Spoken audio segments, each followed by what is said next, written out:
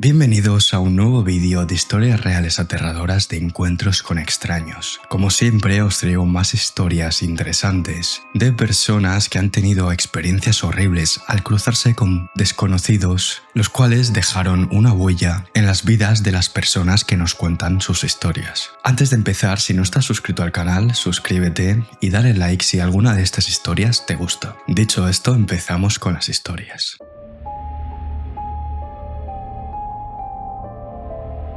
La primera historia se llama El zumbido fue la peor parte. La protagonista de esta historia, Alexandra, tiene la fama entre sus amigos de tener muy mala suerte, y de hecho está bien justificado debido a la larga lista de eventos desafortunados que ha tenido que vivir. De hecho, sus amigos siempre dicen que si algo malo va a pasar, lo más probable es que le pase a ella. También le dicen que si hay algún acosador cerca, probablemente termine acosándola a ella antes que a sus amigos. Ambas afirmaciones son, por desgracia, ciertas. La han acosado muchas veces, y no es porque se ponga en situaciones de riesgo o algo así. Le ha pasado incluso en los lugares más tranquilos, públicos e insospechables. Y la historia que está por contar es por lejos la más traumática de todas las que ha sufrido. Sucedió hace 3 años, a mediados del 2022, y Alexandra todavía tiene pesadillas al respecto. Su madre fue a pasar una semana con ella, y aunque ambas quisieran fingir que no, sabían que iba a ser una pesadilla. Apenas soportan estar en la misma habitación juntas, así que los choques eran inevitables. En la quinta noche, se enzarzaron en una acalorada discusión sobre religión que, de alguna manera, se convirtió en una pelea a gritos. Como 20 minutos después de que comenzaran, la encargada del apartamento llamó a la puerta y antes de que Alexandra pudiera disculparse, su madre intervino y dijo que ella estuvo amenazándola. Estaba tan sorprendida y horrorizada por la acusación falsa que su propia madre hizo de ella que le dio un pequeño ataque de pánico. Alexandra tomó sus llaves junto a la puerta y salió corriendo. No fue lo más sensato, pero estaba tan agotada emocionalmente que no sabía qué más hacer. Terminó llorando y conduciendo a lo largo de una carretera solitaria durante un par de horas, sin un rumbo fijo. Conducir siempre la ha tranquilizado, así que incluso después de que se le pasaran las lágrimas, siguió adelante. Un rato después, vio a la distancia la salida de una represa, lo que le sorprendió. Llevaba 2 años viviendo en esa ciudad y no tenía ni idea de que hubiera una represa cerca. Decidió ir a echar un vistazo, aunque eran las 3 de la madrugada y estaba completamente oscuro. Lo único que tenía claro es que aún no estaba lista para volver, y explorar un lugar nuevo le pareció una buena distracción. Fueron unos cuantos kilómetros de viaje por una carretera desolada antes de llegar finalmente a la represa. Era difícil no verla, ya que era la única fuente de luz que había en toda la zona, pero el camino hacia ella era sinuoso, serpenteando por una carretera que se metía en el bosque cercano. Cuando al fin llegó, cruzó la represa y siguió conduciendo por un par de curvas hasta llegar a la primera de varias zonas de acampada. En ese punto también se dio cuenta de que había un lago de verdad. Y sí, puede parecer algo obvio, donde hay una represa, hay un lago, pero no lo había relacionado hasta entonces. Decidió dar la vuelta y regresar a un pequeño estacionamiento que había visto cerca de la represa. Una vez allí, aparcó su coche, sin saber que su noche daría un giro aterrador. Bajó las ventanillas para escuchar mejor el sonido del agua al golpear la orilla, pero no fue por mucho tiempo, ya que los mosquitos eran muy molestos. Volvió a subir la ventanilla y empezó a buscar en el asiento trasero una linterna que sabía que tenía en algún lugar del coche. Entonces recordó que estaba en su baúl. Abrió el maletero con un botón y apagó el coche. Abrió la puerta y salió sin tomar sus llaves. Cerró la puerta y no se dio cuenta del error hasta que regresó con la linterna en la mano. Aún a día de hoy no logra entender por qué la puerta se cerró con seguro, ya que ella no apretó el botón de su llavero para hacer que los seguros se cerraran. Pero así fue. Al instante se le saltaron las lágrimas, porque en el apuro por irse de la casa no tomó su teléfono. Entró en pánico un rato, pero luego recordó la zona de acampada que vio y esperó que alguien estuviera en uno y tuviera un teléfono que pudiera pedir prestado. Así que empezó a caminar, preocupada por despertar a algún pobre desconocido en mitad de la noche. Pero no veía otra opción. Todos los lugares de camping a los que llegó estaban completamente vacíos. Calcula que revisó unos 6 y poco a poco continuó avanzando por un sendero, revisando nuevas zonas de camping completamente vacías. Empezó a preocuparse porque estaba alejándose mucho del coche. Avanzó más o menos 2 kilómetros por el sendero y cuando iba de regreso, la batería de la linterna empezó a agotarse. Alexandra estaba a mitad del camino y su pánico se intensificó. El estacionamiento y su auto le parecieron el único refugio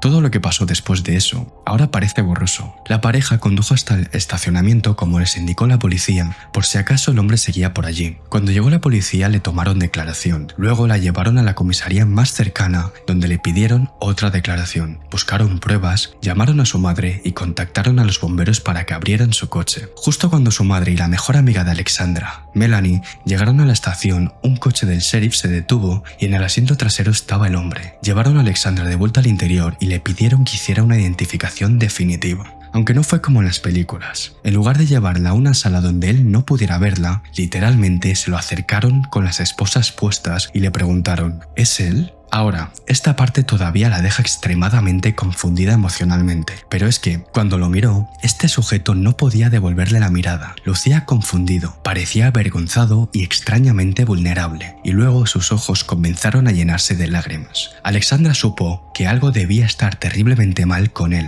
psicológicamente, y de alguna manera extraña sintió algo de simpatía, empatía y lástima. Sin embargo, confirmó que era él, ya que una cosa no quitaba la otra. Le había hecho mucho daño. Se lo llevaron y poco después, ella se preocupó lo suficiente como para preguntar qué le pasaría. Aquí es donde la compasión se fue por la ventana. Era un hombre mentalmente inestable, como ella sospechaba, pero también era un delincuente sexual convicto. Sí, en realidad tuvo mucha suerte con lo poco que le había pasado, ya que ese sujeto en realidad era un monstruo. De hecho, ese era su modus operandi, esconderse en lugares remotos a la espera de que una mujer se descuidara para atacarla. Mirando hacia atrás, a veces Alexandra siente que todo en esa noche fue parte de una pesadilla irreal. Su madre y Melanie la llevaron de vuelta a su coche y en lugar de volver a casa con su madre para seguramente volver a discutir, prefirió que su madre llevara su auto a casa y ella se quedó donde Melanie un par de días. Durante todo el viaje de vuelta, Melanie no dejó de presionarla para que diera más información, pero Alexandra no se atrevió a hablar de aquello y por fortuna su amiga lo entendió y no la presionó más. A Alexandra todavía no le gusta hablar de ello y se niega a volver a acampar. También se volvió extremadamente paranoica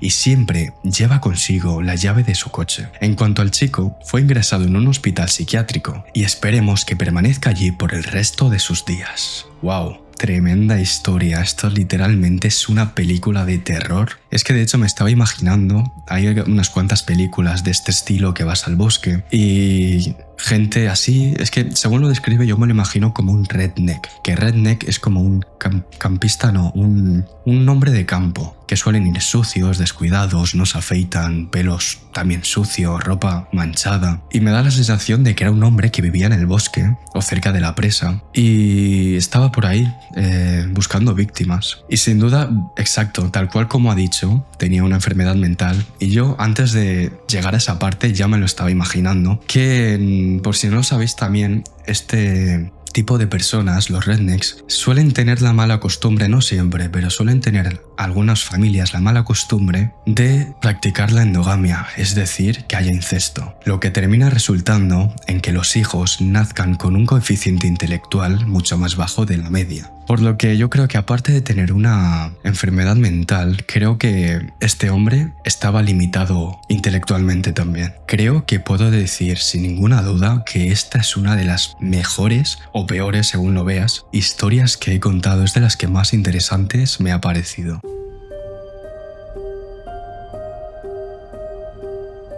Para proteger a los implicados y a sí misma, la protagonista de esta historia, a la que llamaremos Maureen, prefirió cambiar alguno de los nombres y ser muy vaga sobre el lugar donde ocurrió todo. En el otoño de 2015, Maureen comenzó la universidad en un pueblo muy pequeño en medio de la nada, rodeado por las grandes llanuras del medio oeste de los Estados Unidos. La ciudad prácticamente solo existe gracias a la universidad, que tiene unos 20.000 estudiantes todos los años y muchos profesores. Maureen sobresalía fácilmente entre todos sus compañeros. Era una amiga graciosa, digamos el payaso de la clase, y al mismo tiempo una amiga maternal que protegía a sus compañeros. Además, era wicana desde que tenía 15 años, aunque vivió toda su infancia en el Cinturón Bíblico, una región enorme de Estados Unidos donde el cristianismo evangélico es muy fuerte. Nunca se identificó con las enseñanzas de Jesús que le impartieron. Sin embargo, y pese a la discriminación que sufrió por sus ideas, ella siempre demostró mucha tolerancia con otras ideas. Este aspecto será muy importante más adelante. Entonces, Maureen Maureen estaba en una ciudad en medio de la llanura, rodeada de jóvenes adultos tan torpes y nerviosos como ella, todos a punto de comenzar una carrera universitaria. Debido a que estaba en medio del cinturón bíblico, a sus compañeros, que también sufrieron mucho por las estrictas normas religiosas, les encantaba su personalidad de medium, de adivinar el futuro. Rápidamente, mientras hacía nuevos amigos, se encontró con algunas personas interesadas en sus habilidades para leer el tarot.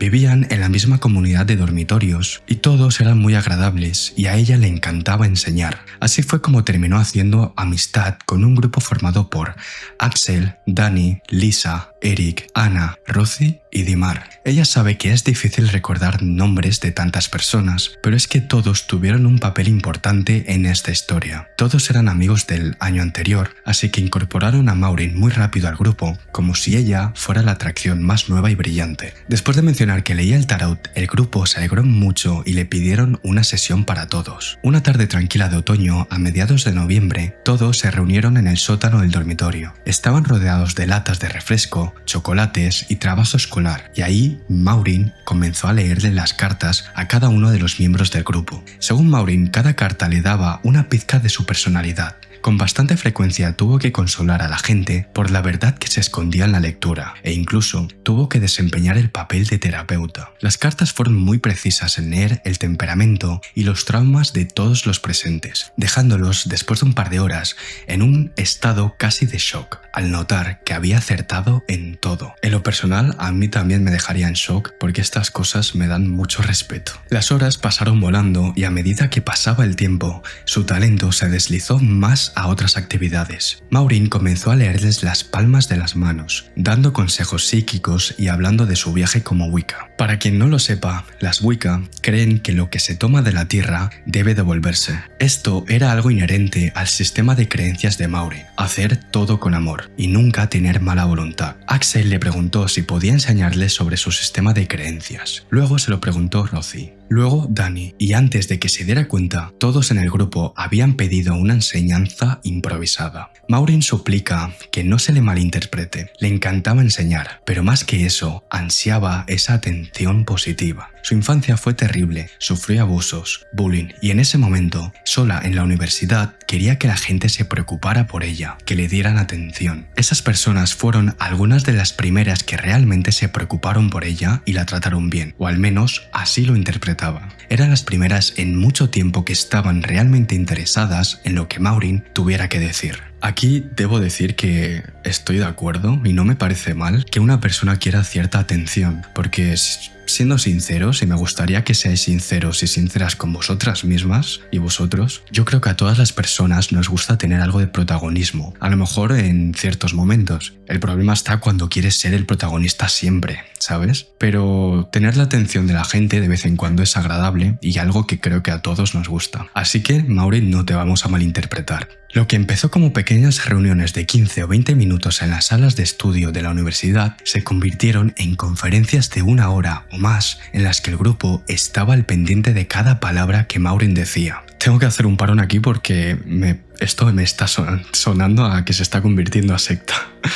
Bueno, tal y como ha dicho en el título. La secta del dormitorio. A medida que se acercaban y ganaban confianza, se descubría más del horrible pasado de Maureen. Compartió historias de sus traumas, de todas las veces que desearía haber muerto, de las palizas y de cómo su propia madre intentó asesinarla en medio de un ataque psicótico, ya que pensaba que su hija era una pieza clave en una conspiración gubernamental. Maureen pensó con inocencia que había encontrado a su tribu y estaba realmente emocionada y contenta de estar rodeada de gente que la quería. Ese cariño no la dejó ver las señales de advertencia hasta que fue demasiado tarde. Durante un tiempo todo fue bien. Comenzaron una rutina de enseñar al grupo, pasar el rato juntos, cenar, hablar de cosas normales como las clases y lo que estaba pasando en la universidad. Todo parecía bastante normal. Maureen estaba encantada. Mientras esto pasaba, uno de los miembros del grupo, Dani, estaba haciendo la transición de mujer a hombre y luchaba mucho con su identidad. Fue criado en un hogar bastante estricto, por lo que su familia no tomó muy bien su transición. También luchaba con el trastorno límite de la personalidad, lo que hacía que las personas del grupo a veces se sintieran incómodas porque no lo entendían. En ese momento la salud mental no era algo de lo que la gente hablara abiertamente en el cinturón bíblico. Dani ocasionalmente actuaba de manera errática. Comenzaba peleas, se enojaba, lloraba al azar, etc. Maureen estaba segura de que parte de eso se debió a la transición, lo emocional y difícil que sería pasar por eso. Pero lo que realmente desencadenó los problemas fue cuando Dani comenzó a dudar si debía hacer la transición por completo o no. Él ya había estado tomando testosterona durante bastante tiempo. Se presentaba como hombre, pero aún no se había sometido a una cirugía superior, es decir, al cambio de sexo. Un día, justo antes de las vacaciones de primavera, Dani había llevado un vestido, maquillaje y tacones por el campus. En ese momento, Maureen, como es normal, pensó que era un poco extraño, pero era su vida, así que no le dio importancia. Claro, porque es normal, porque es un chico trans, es decir, nació siendo una mujer, pero hacía el cambio, la transición, a ser un hombre, por lo que de repente apareciera con un vestido y maquillada, desde luego que era inusual. El resto del grupo, sin embargo, comenzó a obsesionarse con esto, pensando que debía haber algo más detrás de ese comportamiento tan contradictorio. A todas estas, había una larga y extraña historia entre Axel, Dani y Dimar.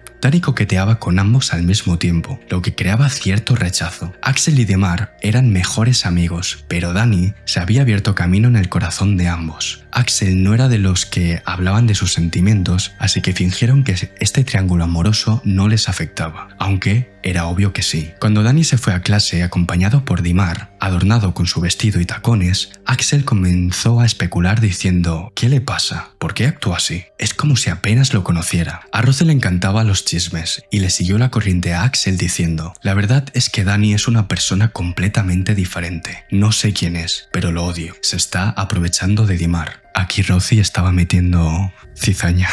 El resto de la conversación empezó a crecer como una bola de nieve. Era una situación frustrante para Maureen, que no sabía qué estaba pasando y honestamente pensaba que Axel y Rosie estaban haciendo un escándalo por nada. Maureen estaba concentrada en su trabajo de final de curso y prefirió no prestar demasiada atención a la conversación hasta que Lisa, que también estaba ahí, escuchándolo todo, le preguntó: ¿crees que podría estar jugando con alguna magia oscura? Tú sabes, por lo de los hechizos de amor. Maureen, perpleja por la pregunta, se encogió de hombros. Y en efecto, días antes, Dani había preguntado sobre hechizos de amor y otras cosas con las que realmente Maureen no se metía. Estaba muy interesado en la idea de poder lanzar un hechizo sobre alguien y hacer que se enamorara de él. Maureen le explicó que quitar el libre albedrío es algo con lo que nunca debía meterse, pero él no la escuchó. El universo no es amable con aquellos que dañan, obstruyen o quitan el libre albedrío a alguien. Lisa había estado allí cuando Dani le preguntó eso a Maureen, y cuando Axel la miró, Lisa soltó todo. Algo en el rostro de Axel se contrajo, como si su angustia se convirtiera en pura rabia. Él se disculpó y se fue corriendo. Maureen, por su parte, estaba estresada por la situación, odiaba los conflictos pero decidió no intervenir. Cambiando de tema, Maureen iba a pasar la primavera en la casa de Anna. Ella y Eric vivían en la misma ciudad.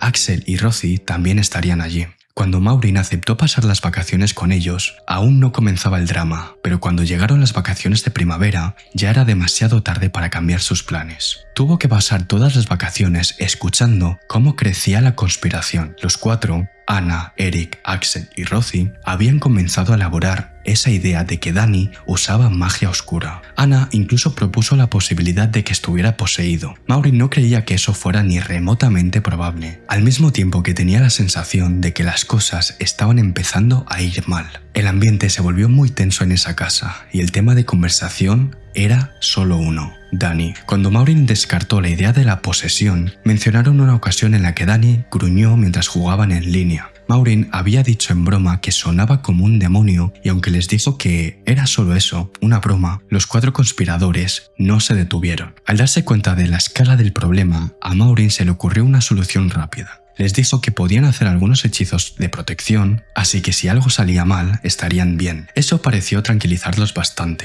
Dejaron el tema de lado hasta que regresaron al campus y ahí todo empeoró. Una mañana sin previo aviso, Anna interrumpió el desayuno de Maureen mientras le decía: necesitamos hacerle un exorcismo a Dani. Se sintió espantada al ver la mirada salvaje en los ojos de Anna. Ella había incursionado en el paganismo antes de conocer a Maureen, por lo que ya tenía un conjunto sólido de creencias y teorías. Sin embargo, el problema era que Anna y Eric pensaban que podían usar su paganismo como una herramienta para controlar a quienes lo rodeaban. Maureen trató de corregir ese proceso de pensamiento, ya que iba en contra de su sistema de creencias wicano. Ellos siempre habían sido muy receptivos a las enseñanzas de Maureen, hasta que se sintieron amenazados. A partir de ese momento comenzaron a desoír todos sus consejos. Dani le había enviado un mensaje de texto a Anna sobre un drama con Axel y Demar, lo que hizo que Anna entrara en una espiral, y antes de que Maureen se diera cuenta, la narrativa cambió a Dani está poseído por el demonio Lilith, que para el que no lo sepa, y a ver, yo tampoco estoy muy seguro, pero Lilith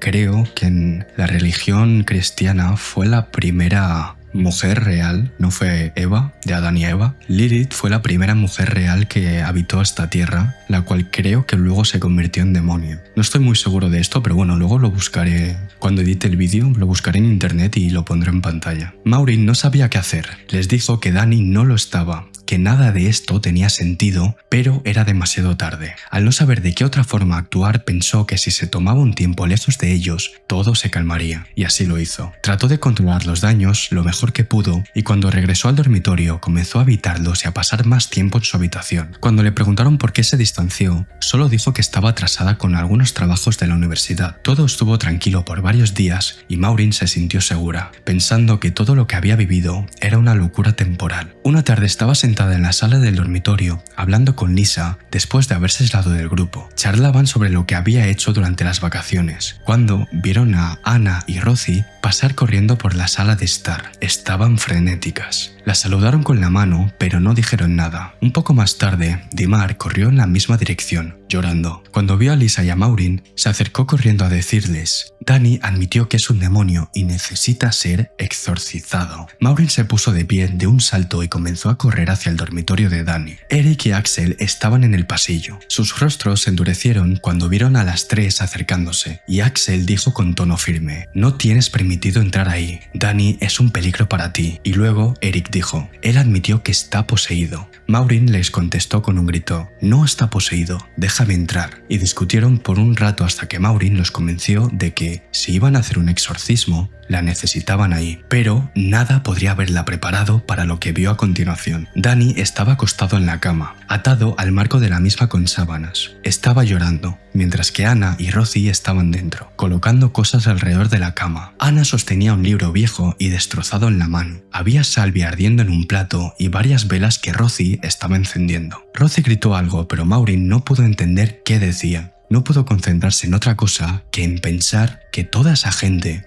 su tribu, estaba loca, y lo único que podía ver era a Dani temblando y llorando en la cama, gimoteando. Lo siento mucho, no sabía que estaba poseído, no sabía que te iba a hacer daño, dijo Dani mirando a Demar mientras lloraba. Anna aún no había visto a Maureen y le dijo a Dani: vamos a sacar al demonio. Vas a estar bien. Maureen insistió en que él no estaba poseído, pero nadie la escuchaba. Fue entonces cuando vio un cuchillo. Era de color bronce y tenía una costra oscura encima. Estaba en el cuenco del comedor, sobre una mezcla de lo que parecía sal y sangre. En estado de shock, Maureen miró a Anna y vio una gasa ensangrentada en su brazo. Fue casi como si su mundo se detuviera. Maureen ya había aceptado que estaban locas, pero no creía que tanto como para matar a Dani. Había visto suficientes películas de terror como para imaginar lo que iba a pasar. Maureen agarró el cuchillo y cortó las telas que ataban a Dani, agarró su muñeca y salieron corriendo de la habitación. Cuando estuvieron lejos, llamaron a la madre de Dani y le pidieron que fuera a buscarlo. Esperaron en el dormitorio de Maureen hasta que la madre de él llegó,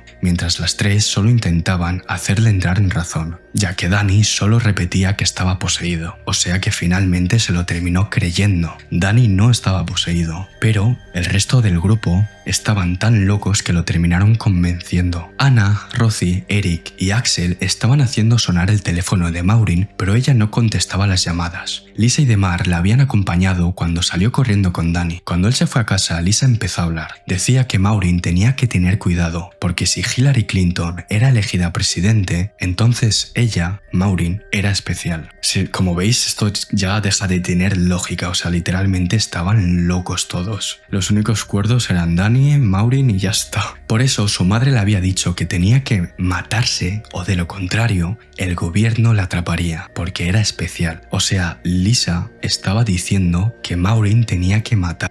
Lisa sabía del pasado de Maureen y aparentemente ella también había comenzado a creer todos aquellos delirios psicóticos que tenía su madre. Maureen y Dimar se vieron en las caras, solo asintieron y sacaron a Lisa de su cuarto para poder dormir un rato. Dimar sabía que las cosas dentro del grupo se habían torcido, pero no sabía qué tanto hasta esa noche. Después de que Lisa se fue, ambas comenzaron a llenar los formularios para cambiarse de escuela. Maureen se mudó a 2 horas de distancia, bloqueando los números de teléfono de todos los que estaban en el grupo, salvo a Dimar, que era la única que parecía haber conservado su cordura. Era imposible creer todo lo que había pasado, pero al mirar atrás, Maureen comenzó a ver que las señales siempre habían estado allí. Frases como «eres una Jesús brujo» o la fe ciega que tenían los demás en todo lo que ella les decía. El momento más memorable fue cuando les dijo que el cielo en realidad era verde. Maureen solo estaba bromeando, ya que era sarcasmo, pero Lisa y Axel asintieron con obediencia. Cuando Maureen insistió en que era una broma, Lisa defendió la teoría, diciendo «bueno, técnicamente el cielo solo refleja la tierra, así que es algo verde». Maureen, en retrospectiva, se dio cuenta de que accidentalmente había comenzado una secta, creando un pequeño infierno donde todos creían ciegamente todo lo que decía y pensaban que ella era el Jesús de los tiempos modernos. Lo que os he dicho antes, que os he dicho que me está dando la sensación de que esto se está convirtiendo en una secta pues tal cual. Para finalizar, Maureen solo tiene 2 mensajes que dar. A mis antiguos miembros de la secta no nos volvamos a encontrar nunca más. Además, por favor, busquen ayuda. No voy a comentar nada de esta historia porque todo ha quedado clarísimo.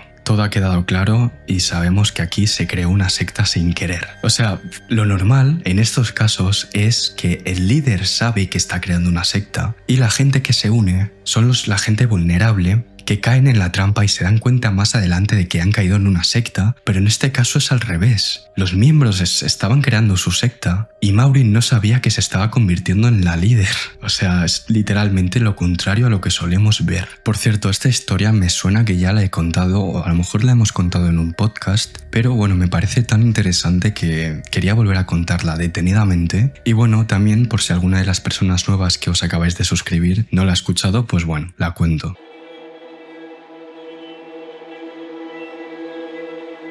La siguiente historia se llama Horror en las montañas Apalaches. Esta historia fue escrita por un joven al que llamaremos Albert y le sucedió hace unos años mientras él y su novia Wendy caminaban por zonas aledañas al sendero de los Apalaches. Ambos son amantes del camping y el senderismo y en aquella ocasión decidieron intentar la parte del sur del sendero de Virginia. Tiene como 270 kilómetros de longitud y pasa por los bosques nacionales de George Washington y Jefferson, desde el condado de Roanoke hasta Pittsburgh, en el condado de Giles. Definitivamente es una de las partes más remotas y menos transitadas del sendero, y eso era exactamente lo que ambos estaban buscando para disfrutar una verdadera experiencia al aire libre. Juntaron todo su equipo y víveres, y se dirigieron al comienzo del sendero Virginia Creeper para comenzar con la aventura. Era principios de octubre y el cambio de hojas y colores era increíble. El aire estaba fresco y puro, un clima perfecto para caminar, con paisajes hermosos de color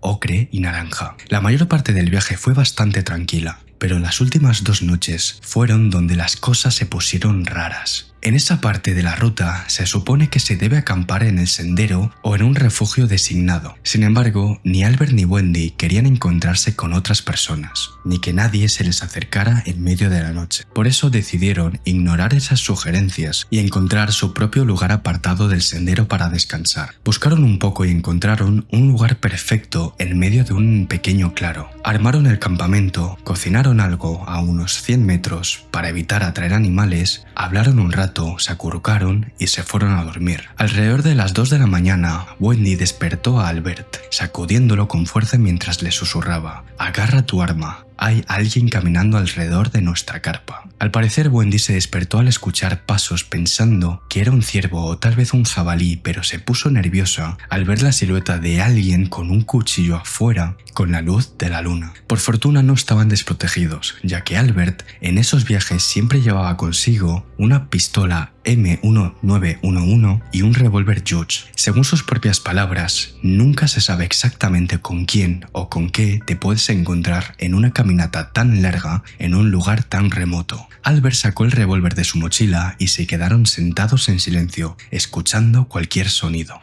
Fueron unos minutos largos y tortuosos con nada más que la brisa pasando entre los árboles, hasta que escucharon varios chasquidos y crujidos que los pusieron en alerta total. Alguien o algo estaba caminando en el bosque, detrás de la carpa donde ambos dormían. Albert agarró la linterna y salió silenciosamente de la carpa. La fogata se había apagado y aunque la luna brillaba, la sombra de los árboles alrededor hacía que todo fuera del claro estuviera completamente oscuro. Le dijo a Wendy que se quedara en la tienda mientras revisaba alrededor. Él no encendió la linterna de inmediato para no delatar que estaba fuera de la carpa y convertirse en un blanco fácil. En cambio, esperó a escuchar más ruidos. Después de unos segundos, varios chasquidos y el crujido de una rama rompiéndose delataron a ese intruso que caminaba alrededor de la carpa. Albert encendió la linterna e inundó el área con luz. Está seguro de que vio a alguien moverse detrás de un árbol. Le gritó con todas sus fuerzas que se largara y que estaba armado. Mantuvo la luz en el área y el arma en su otra mano, dispuesto a soltar un disparo de advertencia, pero no obtuvo respuesta. Por eso se acercó lentamente hacia el área donde pensó que había visto a la figura y entonces, desde la derecha, escuchó lo que parecía a alguien huyendo por el bosque. Albert se giró y apuntó con la luz hacia esa dirección, pero no logró ver nada. Quienquiera que fuera, huyó hacia el bosque y él no pensaba seguirlo. Albert volvió a la entrada de la tienda y le contó a Wendy todo lo que pasó. Ambos estaban demasiado nerviosos, así que mientras ella descansaba, él hizo guardia hasta el amanecer.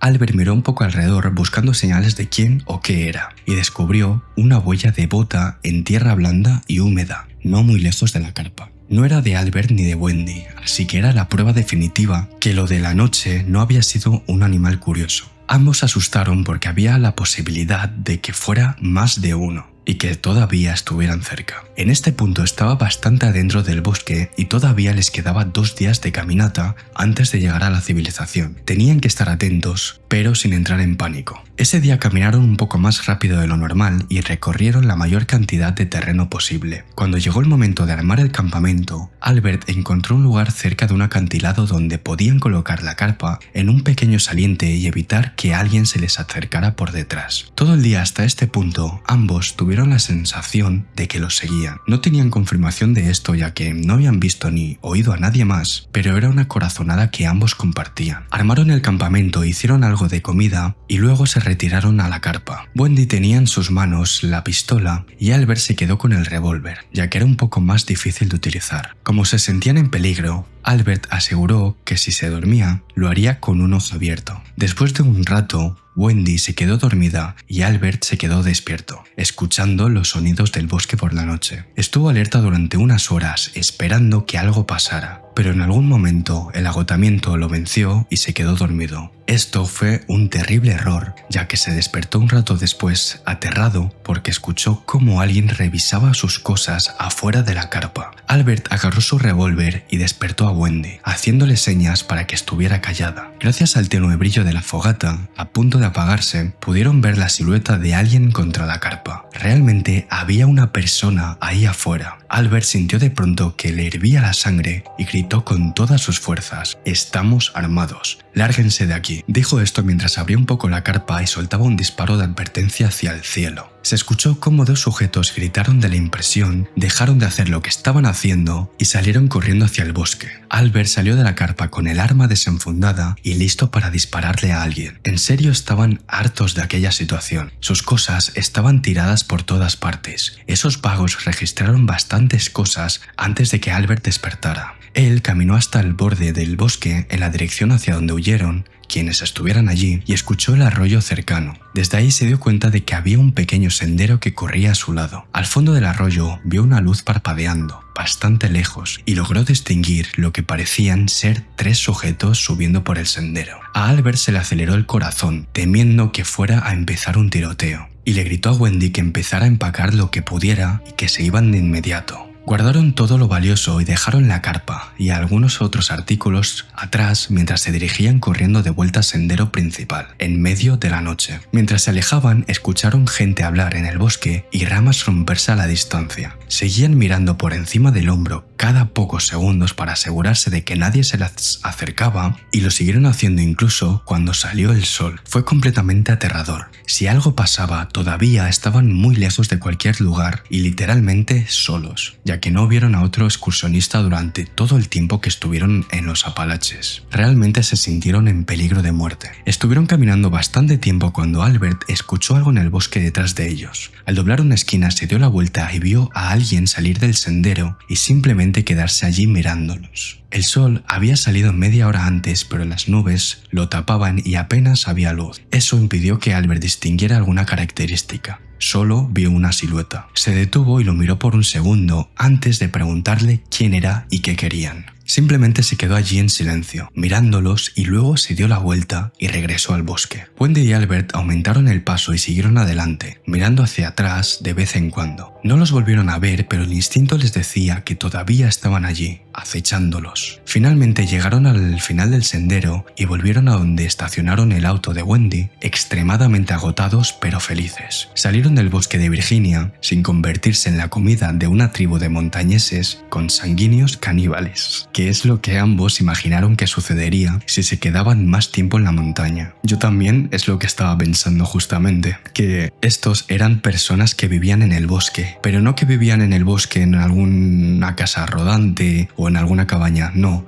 me los estaba imaginando como personas que vivían en el bosque de forma salvaje, o en el caso más extremo, como ha dicho Albert, caníbales. Ninguno de los dos tiene ni idea de quiénes eran o qué querían. Quizás era solo un grupo que quería gastarles una broma. Quizás realmente era una tribu de montañeses deformes que los estaban cazando. Nunca lo sabrán, porque nunca volverán para averiguarlo. Esto me recuerda muchísimo a la película de Wrong Turn, creo que se llama en inglés, que va justamente de esto, de montañeses que nacen deformes y son caníbales. ¿Se inspiraron en esta historia para hacer esas películas? ¿Quién sabe? Como hemos dicho muchas veces, la realidad supera la ficción. Y hay otra frase muy famosa que dice: el arte imita a la vida. O sea que muy fácilmente esto podría haber pasado o podría estar pasando ahora mismo, y las personas que hicieron esa película se inspiraron de esto. No de esta historia en sí, sino del hecho de que existan tribus caníbales en las montañas estadounidenses.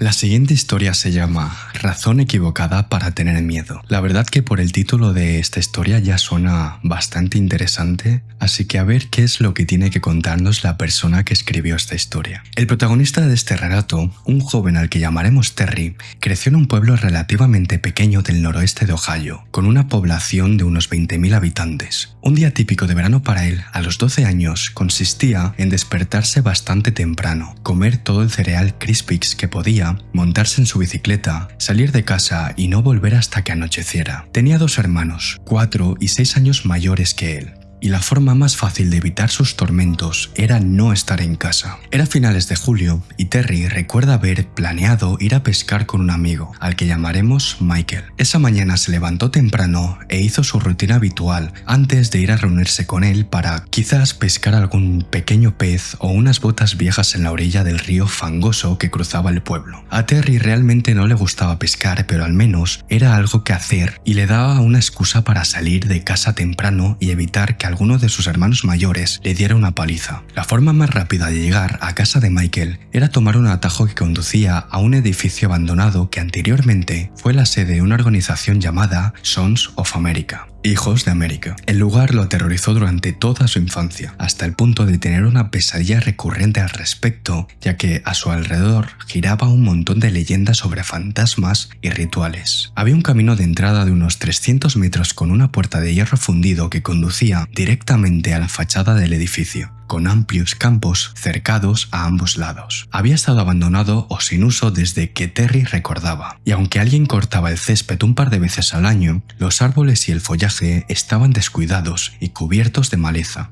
El edificio en sí parecía estar en bastante buen estado, pero todo el lugar daba una vibra extraña, y cada vez que pasaba pedaleando por el carril que rodeaba su lado izquierdo, Terry tenía la sensación de estar siendo observado. Esto a mí me pasaba mucho con una casa que había en el lugar donde vivía en mi infancia. Había una casa que estaba abandonada y tenía esta misma sensación cada vez que pasaba, sobre todo de noche. Pasaba con mucho miedo y tenía una angustia en el pecho constante cada vez que pasaba por ahí, porque es que es tal cual, tú te imaginas que hay alguien observándote, aunque no sea así, pero cuando un lugar tiene esas malas vibras es inevitable sentir esto, así que entiendo a Terry, y seguramente a alguno de vosotros os haya pasado. Después de pescar unas horas, Michael y Terry se aburrieron y se fueron a casa. Pasaron de nuevo alrededor del edificio abandonado. Llegaron a casa de Michael, dejaron las cañas de pescar en el garaje y juntos se fueron a la cancha de básquet que había en el parque opuesto al edificio abandonado de Sons of America. Jugaron un rato con un grupo de chicos mayores, pero después de unos partidos, Michael se fue, ya que se encontraba agotado. Terry se quedó jugando hasta las 6 de la tarde cuando solo quedaban unos pocos jugadores y finalmente todos se fueron. Aún faltaba una hora o dos para que oscureciera, así que Terry estaba pensando en qué hacer cuando un chico nuevo del barrio, llamado Kyle, entabló conversación con él. Terry conocía a Kyle a duras penas. Habían hablado un par de veces mientras jugaban básquet, pero solo sabía que tenía unos 3 o 4 años más que él y que era un desastre jugando al baloncesto. Era delgado, con el pelo rubio, rojizo, hasta los hombros. Medía poco más de 1,80 m y tenía poca o ninguna coordinación. También era un poco raro, pero no lucía nada amenazante, así que cuando le preguntó a Terry si quería dar un paseo en bici con él, Terry aceptó de inmediato, cualquier cosa con tal de no volver a casa. Y yo me pregunto, ¿qué tan malos tenían que ser los hermanos mayores de Terry para que él no quisiera volver a casa hasta que anocheciera, hasta que literalmente llegara a casa y se fuera a dormir? Terminaron de nuevo junto al río y Terry recuerda que llegaron a un recodo genial que él no conocía, donde se podía cruzar un tronco caído hasta una islita en medio del río. Luego fueron calle abajo, donde Kyle le presentó a un sujeto aún mayor llamado Dan, de unos 30 años, que estaba sentado en el porche de una casa destartalada. Era un tipo de aspecto rudo, de unos 2 metros de altura, aunque cree que esto no lo recuerda bien y tiene un poco el recuerdo distorsionado, ya que por aquel entonces Terry era algo pequeño, así que a lo mejor no medía 2 metros, pero sí que recuerda que era bastante alto. Lo único que sabe es que le pareció que Dan era gigante, con barba incipiente y cabello negro. Charlaron un rato antes de que Kylie y Dan entraran a la casa, mientras Terry se quedaba sentado en el porche. Podía oírlos hablar a través de la puerta mosquitera, pero no entendía exactamente lo que decían, ya que parecían hablar en voz baja. Lo que sí escuchó fue a un tercer hombre que decía algo sobre irse y finalmente volvieron a salir. Entonces Dan le dijo que irían a dar un paseo en bicicleta. Ahora Terry se encontraba paseando en bicicleta con Dan y Kyle, dos tipos que no conocía de casi nada y que ni siquiera le habían caído bien del todo. Aunque tenía solo 12 años y era algo inocente, pensó que era una situación muy rara. Después de parar en una pequeña tienda y de que le compraran dulces y un refresco, volvieron a montar en bici. Ya casi anochecía, así que Terry finalmente habló, diciendo que tenía que irse a casa pronto. Dan entonces le explicó que había un último sitio al que tenían que ir y que lo siguieran. Atravesaron el pueblo y poco a poco Terry se dio cuenta de que se dirigían al edificio abandonado de Sons of America. Subieron al lateral del edificio desde atrás y lo rodearon hasta el frente, pese a que Terry estaba aterrado y en serio quería largarse de ahí. Cuando estuvieron ante la entrada, Dan se detuvo. Terry fingía ser valiente, así que no demostró miedo ni dijo nada mientras intentaba hacerse el duro, sin darse cuenta del peligro que realmente corría, con Dan frente a él y Kyle cerrándole el paso por detrás. Dan se bajó de su bici y empezó a contarle lo genial que era el edificio y lo mucho que siempre había querido entrar para explorarlo. Le dijo a Terry que pensó que podrían entrar todos juntos y en ese momento algo dentro de Terry pensó, ni hablar. Kyle también se había bajado de la bici y ambos la pusieron a una de las escaleras que llevaban a la puerta principal del edificio abandonado. Terry seguía sobre las bicis con los pies en el suelo mientras intentaban abrir la puerta. Estaba bien cerrada. En ese momento Dan volteó a mirar a Terry, instándolo a subir y dijo algo sobre necesitar ayuda. Terry sintió mucha presión en ese momento y recordemos que era un niño de 12 años frente a un gigante de 30 años. Terry se bajó de la bici de mala gana y la dejó de lado justo delante de la puerta principal, al pie de las escaleras. Se quedó parado justo frente al primer escalón mientras Dan y Kyle intentaban abrir la puerta principal. No se abría, así que probaron con una puerta francesa que estaba a la derecha y se abrió de golpe. Intentaron hacerle señas a Terry para que lo siguiera al interior, pero él no se movió y simplemente negó con la cabeza. Ambos bajaron las escaleras diciéndole que tenía que entrar con ellos, que todo estaría bien y otras tonterías para convencerlo de que estaba seguro con ellos. Terry se mantuvo firme y dijo que se iba a casa, antes de darse la vuelta y recoger la bici. Justo cuando iba a agacharse para levantar la bicicleta, Dan lo agarró con fuerza del brazo derecho. Terry giró la cabeza bruscamente y vio a Kyle aparecer frente a él. Aunque Terry intentó soltarse, Dan lo tenía bien agarrado y Kyle ahora lo agarraba por el brazo izquierdo. En ese momento Terry entró en pánico y comenzó a gritar como loco mientras Dan intentaba agarrarlo de las piernas, pero en lugar de rendirse comenzó a patear y a dar rodillazos. En ese momento Dan quiso arrastrarlo escaleras arriba, pero Terry, usando una fuerza que no sabía hasta ese entonces que tenía, hizo peso muerto y empujó hacia abajo para que no pudiera subirlo ni un escalón. Todo esto sin dejar de gritar. Esto es increíble porque obviamente esto es fruto de la adrenalina, que no estoy muy seguro de a proporción cuánto la adrenalina hace que crezca la fuerza. Si digo a lo mejor que la adrenalina hace que la fuerza crezca 10 por 10, seguramente me lo estoy inventando. Pero sí que he escuchado casos de madres que sus hijos han quedado atrapados debajo de coches o lo que fuera, y las madres han levantado el coche por la fuerza obtenida de la adrenalina del momento. A ver, obviamente no lo levantan en plan Hulk, ¿sabéis? Pero lo levantan un poco para que los niños pudieran salir. O sea, adquieren una fuerza que no tienen en situaciones normales. Entonces esto es lo que le pasó a Terry seguramente. Pese a tener 12 años, pudo resistirse a un hombre de 30 años que medía 2 metros. Lo cual, sinceramente, suena imposible, la verdad. Pero de alguna manera yo me lo creo. Esta vez Kyle intentaba cargarlo por los pies, pero con un movimiento frenético de su rodilla, lo golpeó en la nariz con tanta fuerza que lo hizo caer al suelo, chillando de dolor. Hizo un sonido horrible, así que supone que le rompió la nariz. Bien merecido. En la confusión, logró soltarse del brazo izquierdo del agarre de Dan y por instinto empezó a girar todo el cuerpo hasta que Dan perdió el agarre de su brazo derecho. En el instante que estuvo liberado, Terry no hizo otra cosa que lanzar la patada más fuerte que pudo hacia el frente, dándole con todo a Dan en la entrepierna, haciéndole caer de rodillas. ¡Wow!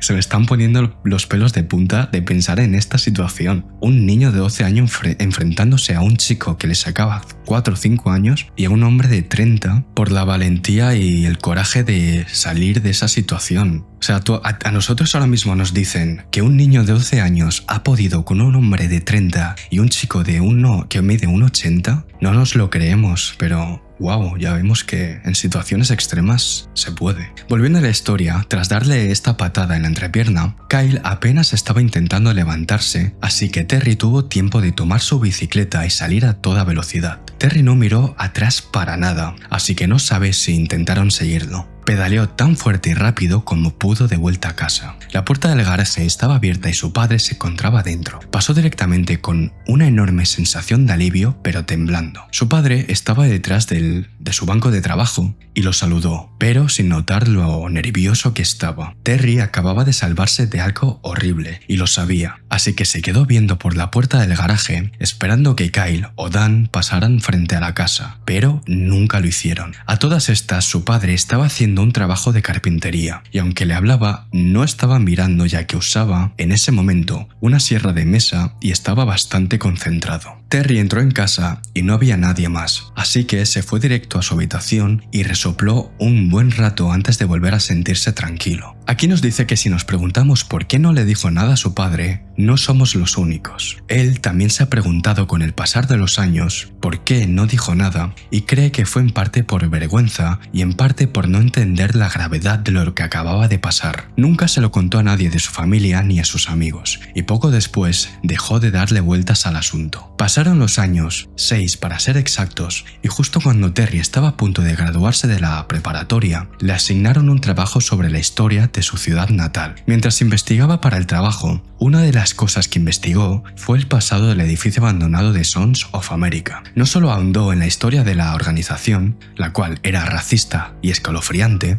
sino que quería saber más sobre el pasado del edificio que lo había aterrorizado desde siempre. Por aquella época, alguien había comprado la propiedad y estaban haciendo remodelaciones para convertirla en un campo de golf. Así que esto nos puede indicar lo grande que era este edificio y todo el terreno. Porque para el que no lo sepa, los campos de golf tienen muchas hectáreas. Aunque parezcan pequeños o nos los imaginemos pequeños, en la realidad es que son campos enormes. Pues el edificio tenía estas dimensiones. Había muchos artículos periodísticos recientes sobre el nuevo desarrollo, así que Terry empezó a retroceder en el tiempo, buscando todo lo que pudo sobre el lugar. Fue entonces cuando encontró un artículo periodístico de hacía 6 años atrás y sintió que estaba a punto de desmayarse. 2 hombres y un menor de edad habían sido arrestados por ocupar la propiedad unos 6 meses después de la terrible experiencia que había pasado Terry. La foto de Dan estaba ahí junto a la de un sujeto que no reconoció. Probablemente podría haber sido la voz que Terry escuchó desde dentro de la casa ese día. Y el menor de edad que estaba con ellos, seguramente era Kyle. Los 3, además, fueron hallados culpables de secuestrar a un chico con discapacidad mental y retenerlo en la propiedad. Había y sigue habiendo un gran hospital psiquiátrico estatal en la ciudad natal de Terry, y al parecer uno de ellos trabajaba allí, y aprovechándose de su posición, se ganó la confianza del niño y lo llevó sin que nadie se diera cuenta. El artículo no entró en muchos detalles sobre lo que hicieron al pequeño, y quizás es mejor que así sea. Al parecer Dan tenía 37 años, Kyle 17 y el tercero unos 54. Por desgracia, Terry ha intentado encontrar el artículo periodístico en línea, pero el periódico local de su ciudad natal lo obliga a pagar una suscripción para acceder a los artículos, cosa que no hará, y ni él ni su familia viven aún en Ohio, así que no tiene manera de acceder a la biblioteca local. Al menos nos ha podido dejar algunas fotos del edificio en cuestión, aunque con una apariencia mucho menos espeluznante de la que él recuerda. Se nota que los servicios de remodelación hicieron muy bien su trabajo. Y aquí nos deja la foto y la estaré dejando en pantalla. Y como podéis ver, es un edificio, pues bueno, como ha dicho, a lo mejor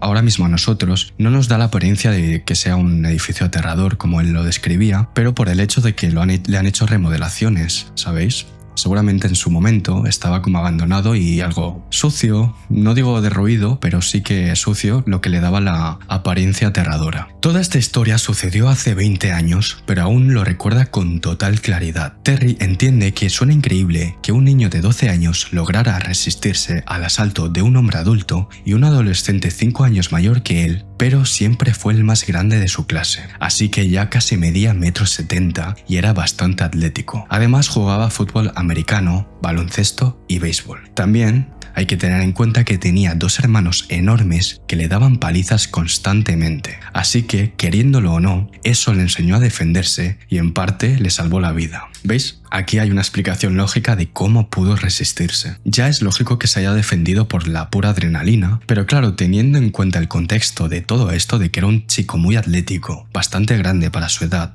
y encima que tenía 2 hermanos mayores con los que se defendía constantemente, pues es de entender que él pudiera zafarse o librarse de estos tipos. Yo no sé a vosotros y a vosotras, pero a mí las historias de hoy os prometo que me están encantando contárosla porque son muy buenas. Espero que a vosotros os esté encantando escucharlas.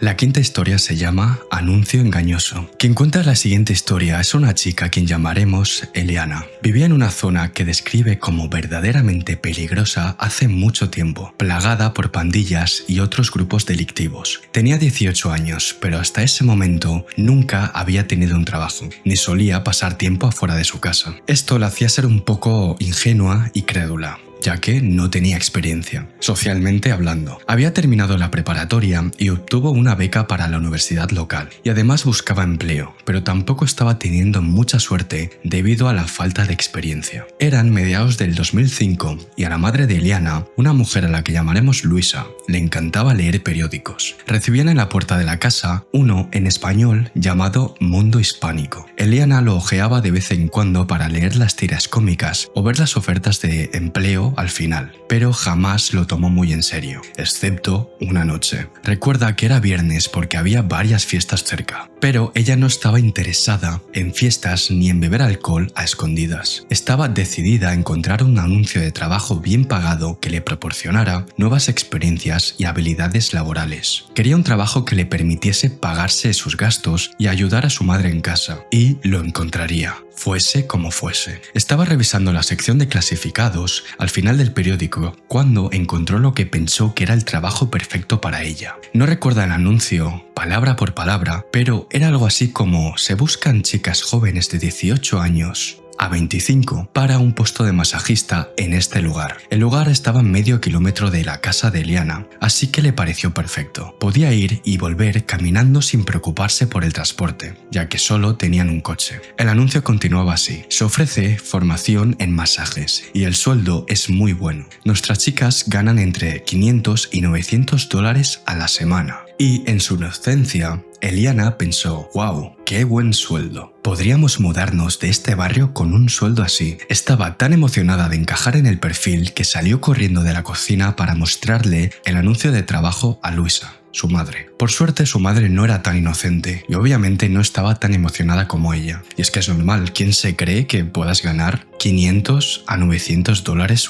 en una semana? En muy pocos trabajos se consigue ese dinero, y mucho menos de masajista. Su madre le dijo que le parecía muy sospechoso, pero en lugar de obligarla a olvidarlo, le recomendó que antes de ir a presentarse a esa dirección, llamara para ver quién estaba detrás de todo ese negocio y qué tan verídico era. Eliana llamó y al instante le contestó una señora que se presentó como Yasmín. Le preguntó sobre la capacitación gratuita, cuánto se ganaba realmente y dónde estaba exactamente la ubicación. Yasmín se mostró muy amable y le dijo, antes de seguir adelante, que estaba haciendo entrevistas y que ya tenían otras candidatas en su lista. Le preguntó si podía asistir a una entrevista presencial para ver si pasaba a la segunda ronda de entrevistas. Eliana aceptó y le dieron la misma dirección a medio kilómetro de su casa. Le dijo todo eso a Luisa, a su madre, y que iría a la entrevista a la hora indicada, en ese lugar y sola. Luisa saltó de su asiento de inmediato y le gritó que de ninguna manera iría sola y que ella la acompañaría. Eliana estaba muy furiosa porque quería hacerlo sola sin que ella la ayudara.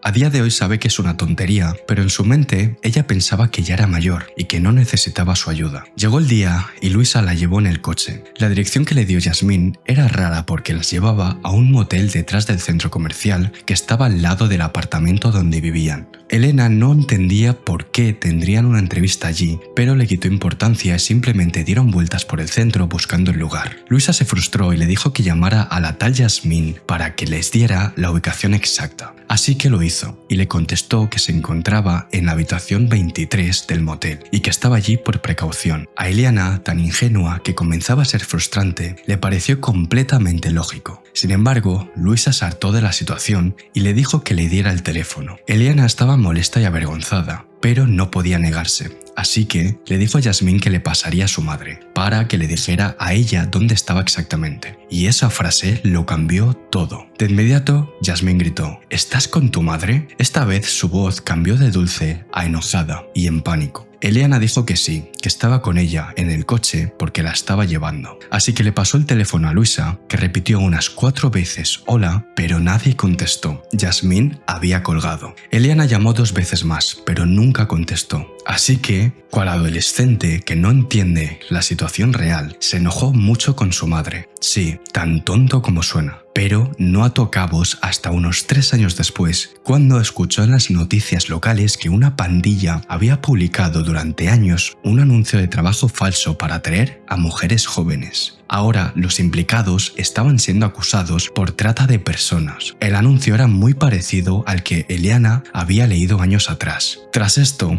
y siendo consciente de la realidad, Eliana le dio las gracias a su madre una y otra vez porque, si no hubiera sido por ella, podría haber muerto o haber sido víctima de trata de personas. Si se detiene a pensarlo con cuidado, no sabe dónde podría haber terminado. Hasta el día de hoy está muy agradecida con su madre y se arrepiente muchísimo de haberse enojado con ella por acompañarla, ya que este gesto indudablemente le salvó la vida. La historia termina con: Yasmín, eres una persona horrible que se aprovecha de la inocencia de las chicas desesperadas. No nos volvamos a encontrar nunca más. Qué suerte tuvo esta chica, Eliana, de tener la madre que tiene, porque de no ser así, es que no hace falta ni decir que la habrían secuestrado. Seguramente para llevársela a algún país para prostituirla, seguramente.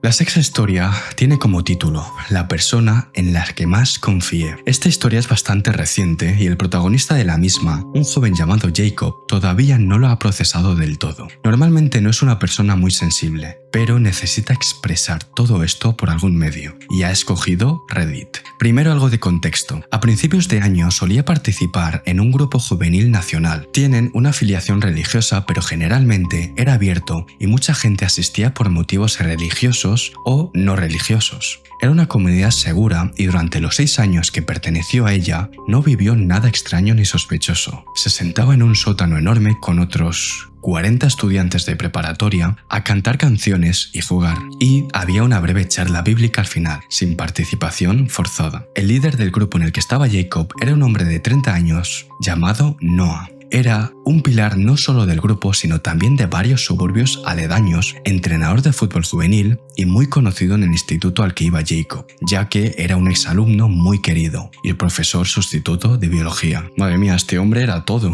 No sé qué más le faltaba a ser presidente del país. Sin embargo, sobre todo, se le consideraba la persona más positiva y querida que muchos habían conocido. Era amigo de todos y buen entrenador, buen conversador, y si alguien caminaba con él, se daría cuenta de que cada pocas calles Noah saludaba a alguien. Es difícil describir en palabras la gran admiración y respeto que despertaba Noah en los demás. Y en retrospectiva, Jacob se describe como ingenuo, ya que nadie puede ser tan perfecto, pero él nos asegura que ese hombre era la última persona de la que alguien esperaría algo negativo. Con el tiempo, Noah se convirtió en el confidente de Jacob, la persona a la que acudía para contarle todos sus problemas, y representaba la bondad que él mismo aspiraba a tener. Comenzó a admirarlo tanto que buscaba oportunidades solo para quedarse después del grupo y de todas las actividades para hablar con él un poco más. A Noah le contó más cosas y secretos que a sus propios padres, que a su mejor amigo, e incluso se abrió más con él que con su novia, con la que llevaba 7 meses saliendo en ese entonces. Los últimos 4 años de su vida,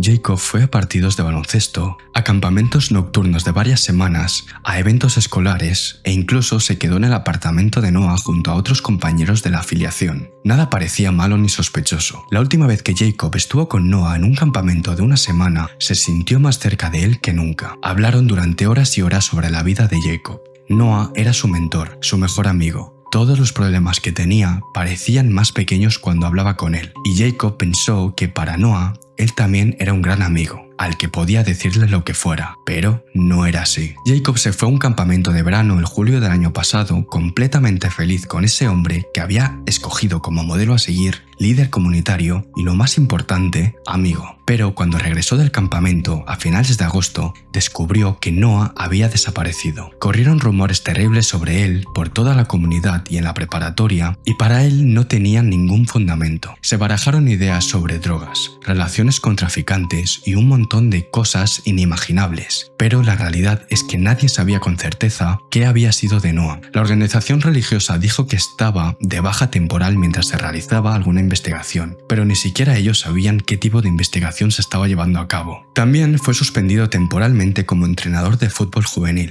pero la mayoría asumió que volvería en algún momento. Durante todo este tiempo, Jacob actuó como su mayor defensor, le dijo a la gente su opinión sobre él y no fue el único que no creyó los rumores descabellados. Entonces, el 11 de noviembre, después de intentar sin éxito contactar con su mejor amigo y modelo a seguir durante 3 meses de absoluto silencio, Jacob se enteró de lo sucedido. Este hombre, Noah, su mayor ejemplo a seguir y héroe de la comunidad, les hacía grooming a adolescentes vulnerables en Instagram a través de una cuenta falsa. La policía reveló el nombre de la cuenta que él usaba. Durante muchos años, la cuenta había contactado con equipos enteros de futbolistas y a decenas de personas del grupo juvenil, haciéndose pasar por una chica de 17 años llamada Tina. Incluso a Jacob se le fue el alma al suelo cuando supo el nombre de la cuenta, pues recordó claramente cómo después de varias conversaciones, esta chica falsa llamada Tina intentó obtener fotos de Jacob desnudo. La persona más respetada por él hasta entonces había intentado hacerle grooming con una cuenta falsa. Mucha gente se presentó y documentó sus interacciones, y eso fue solo en la preparatoria de Jacob, pero hubo unos 500 chicos en toda la ciudad que lo conocían y que aseguraron haber sido contactados por esta cuenta falsa.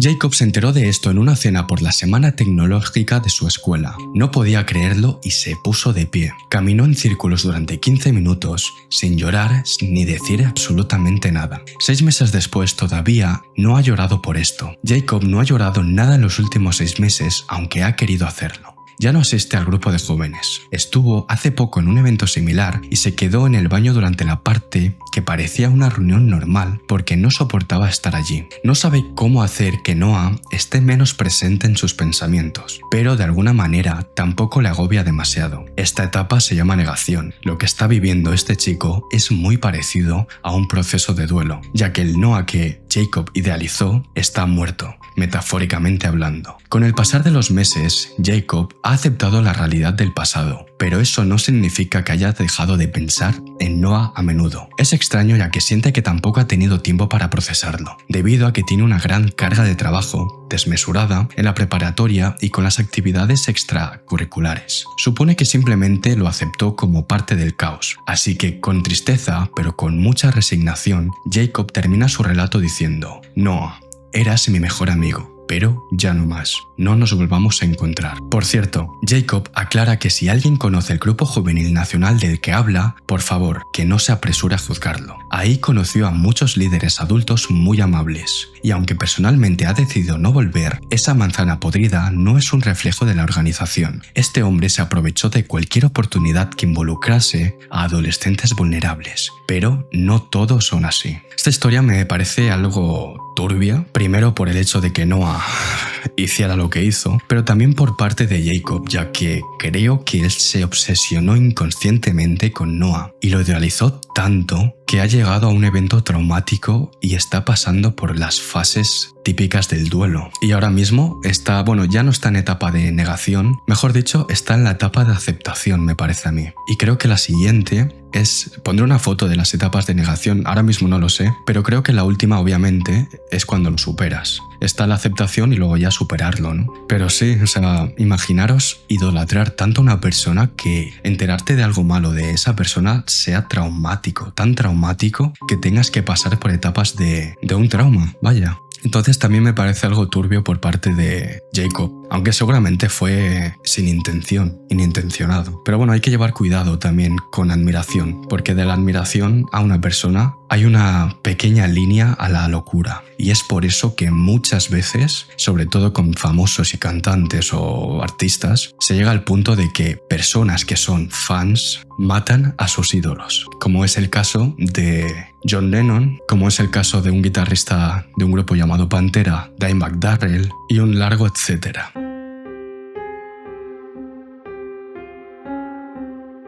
La última historia se llama El peor primer día de trabajo. Esto ocurrió hace más de 20 años y quien lo vivió, una mujer a quien llamaremos Amanda, lo había olvidado hasta hoy. Piensa que vale la pena compartir este relato ya que es un buen recordatorio de que a veces las cosas más inesperadas pueden suceder en un día común, sin ninguna advertencia. Este suceso la hizo sentir que no podía estar a salvo en ningún sitio y la llevó a estar hipervigilante cada vez que salía de casa, una sensación que la acompañó durante mucho tiempo. Era invierno, sobre las 11 de la mañana, y estaba en la parada de autobús frente a un minicentro comercial, donde había una tienda departamental grande y otra tienda pequeña de esas de todo por $1. Ella vivía en una calle más arriba y estaba esperando el bus para irse a su nuevo trabajo, en una tienda de ropa de marca en el centro. Estaba emocionada, nerviosa y definitivamente quería causar una buena impresión. Mientras esperaba el autobús se dio cuenta de que había llegado 10 minutos antes de que el bus pasara y también de que olvidó sus guantes. Hacía un frío glacial y tenía las manos heladas, pero solo llevaba un par de $. Pensó que sería buena idea comprar guantes nuevos en la tienda de todo a $1, así que cruzó la calle para ir al minicentro comercial. Cuando entró a la tienda era bastante grande, pero aún así no había nadie más, aparte de un hombre asiático de mediana edad detrás del mostrador. Este le dirigió una gran sonrisa a Amanda y rodeó el mostrador para pararse a su lado. Amanda le preguntó dónde estaban los guantes y le dijo: «Te lo muestro», con un tono demasiado entusiasta. En cuanto dijo eso, la agarró de la mano izquierda, riendo, y empezó a llevarla hacia el fondo de la tienda. Allí había una mesa de exhibición con juguetes y cosas para niños. En la pared detrás de la mesa había una sección con artículos de invierno y justo a la derecha una puerta que decía «Solo empleados». Todo pasó rapidísimo. Cuando la agarró de la mano y empezó a llevarla hacia atrás, Amanda se rió, aunque se sintiera un poco incómoda. Pero como él también se reía, pensó que solo era un tipo demasiado amable y que intentaba ser muy servicial. Además, al ser de otra nacionalidad, creyó que tal vez en su cultura no entendían bien el concepto de espacio personal. Amanda estuvo en esa tienda un par de veces antes y en ambas ocasiones quien atendía a los clientes era este mismo tipo. Siempre recibía a los clientes con una sonrisa y siempre estaba contento, risueño con cada cliente con el que interactuaba. Amanda nunca sintió ninguna sensación extraña en sus otras visitas. Así que justo cuando llegaron a la zona trasera, de repente la mano que le sujetaba la agarró de la muñeca con mucha fuerza. Su otra mano se acercó, le agarró uno de los pechos con una fuerza increíble, lo retorció y empezó a intentar empujarla hacia la puerta de empleados. Amanda no tuvo tiempo de reaccionar, simplemente no podía creer lo rápido que cambió todo. El cambio en su lenguaje corporal, de un hombre amable, se convirtió en un parpadeo a un depredador. Amanda se alegra mucho de haberse puesto sus botas de combate ese día porque lo único que pudo hacer fue patearlo en la espinilla e intentar zafarse del agarre. Eran una de esas botas gruesas con puntas duras y resistentes, así que una patada con ellas dolía muchísimo, y ella lo sabía por experiencia. Estuvieron dando vueltas mientras ella intentaba zafarse, escuchándolo gritar de dolor cada vez que ella le daba una patada en la pierna. Ese hombre luchaba por mantenerla bien agarrada y al mismo tiempo tiraba de ella para hacerla entrar en la habitación, mejor dicho, en la trastienda. Y en medio de todo esto, ese hombre perdió el equilibrio y empezó a caerse sobre la mesa de exhibición. Fue entonces cuando Amanda, de un empujón, logró que la soltara del brazo y salió corriendo lo más rápido que pudo, hasta la parte trasera del minicentro comercial. Allí tenían un departamento de atención al cliente donde había más gente. Entonces, para intentar terminar con todo esto, Amanda usó el teléfono para llamar a su madre, porque estaba indecisa en si debía llamar a la policía o no. Supongo que estaba en shock o no lo pensó en ese momento. Estaba tratando de procesar qué acababa de pasar mientras también se daba cuenta de que había perdido el autobús